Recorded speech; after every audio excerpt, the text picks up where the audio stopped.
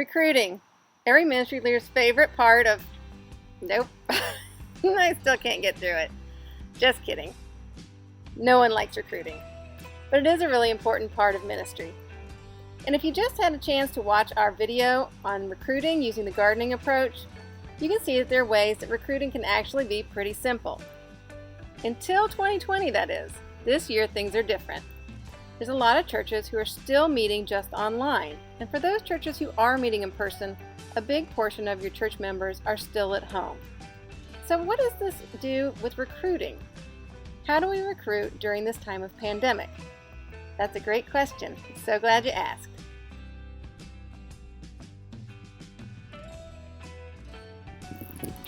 Well, first let me say that we're all still trying to figure out this pandemic thing together. We don't have solid answers on every question, but there are some strategies that you can try. So let's take a look.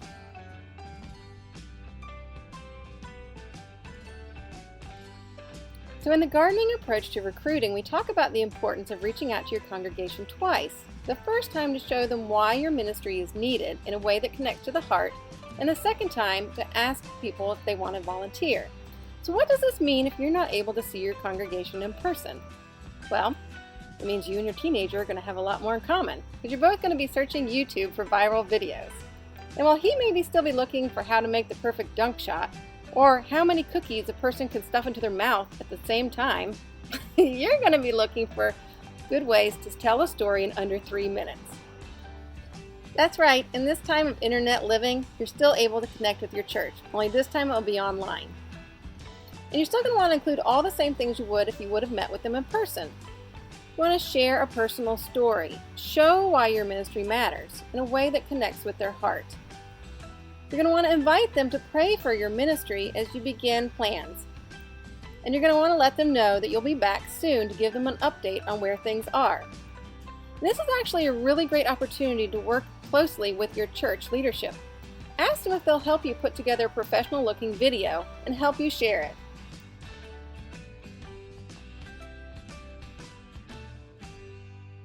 So in step 2 of the gardening approach, we talk about the germinating phase and the importance of matching roles to people who have the skills needed for those roles. In fact, this is always the best way to recruit, by putting the right people in the right places. Except for maybe in the year 2020. In the year 2020, the truth is, a lot of the right people who would fit in the right places might still be right at home worshiping online. So it's okay to be flexible this year. And if you have people who want to help you and they have different skills, it's okay to change things in your ministry. You may not be able to go exactly back to the same ministry structure you had before. It's okay to offer something that's a little bit more simple if it's something that your church and the people who are willing to help you now can do well. It's always better to do something well than try to pull off something amazing without the right people with the right resources to do it.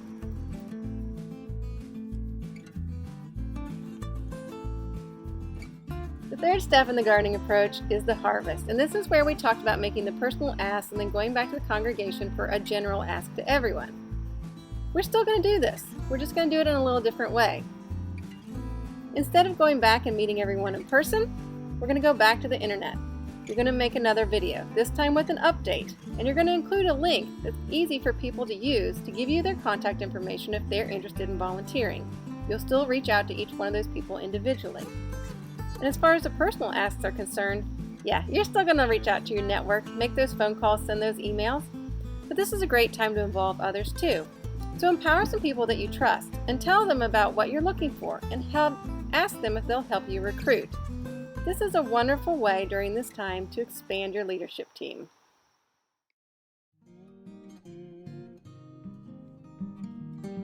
So now I know what you're thinking. Once you get this great team put together, what do you do with them? If your church isn't meeting in person yet and your ministry's not ready to launch, how do you keep people engaged and connected? Well, in the year 2020, we're going to get creative. So think outside the box. How can you empower people to use their skills even when you're not meeting? This may look like asking people to step up in leadership in new ways. Empower one of your team members to lead a prayer team. Have them check on your members to make sure that they're doing okay and see what needs they have. It is really important now more than ever that everyone feels supported. You can organize, social distancing style, outreaches, or even outdoor trainings and group events. But a really great way to get people connected is to take this time and take your time. Have Zoom meetings where you're inviting your new team members to share their ideas, ask for their input, and get them invested this way. You can do this as many times as you want as you build your plans towards relaunch. While 2020 is a difficult year, and it's probably not anyone's favorite, it is a time where we can still grow our ministries for Christ. So don't give up. And through this week, I hope you'll take some time and reflect on this verse, Isaiah 43:19. Because even when it seems difficult to us, our God is a way maker, and He's going to be with us through this, even in the year 2020. Thanks for joining us. If you haven't had a chance to check out our training module on the gardening approach for recruiting, we invite you to do so. And as always, thank you, and we believe in you.